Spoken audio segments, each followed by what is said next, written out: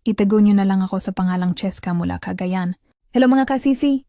Medyo sensitibo tong ibabahagi ko, pero baka sakaling may makarelate, o kahit papaano, maintindihan ng isang tulad kong babae na hindi lang puso ang ginagamit sa relasyon, kundi buong pagkatao pati katawan.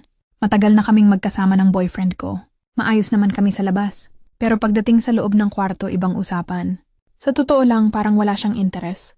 Ayaw niyang magpakain at lalong ayaw niyang kumain. Sobrang simple ng gusto niya. Pasok, labas, tapos. At bilang babae, syempre, may mga gabing nagigising ka.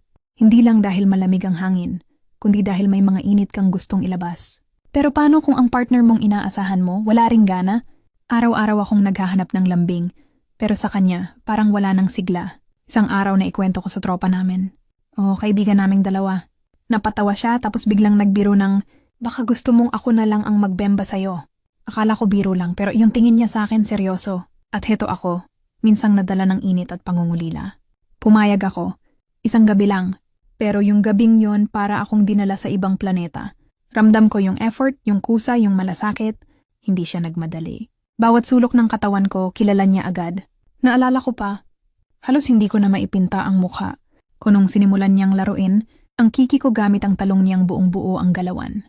Literal na napabagsak ako sa kama sa sarap.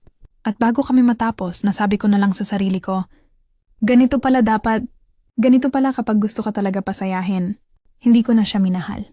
Pero sa tuwing may init akong gustong ilabas, lalo na kapag hindi ko na matiis, siya ang tinatawagan ko. Walang relasyon, walang label, pero sa bembangan, nahanap ko yung bagay na matagal kong iniyakan. Alam kong may mali, pero sa totoo lang, mas mali yata yung paulit-ulit. Kang tinatanggihan at pinaparamdam na wala kang karapatang maghanap ng init. Tao lang ako.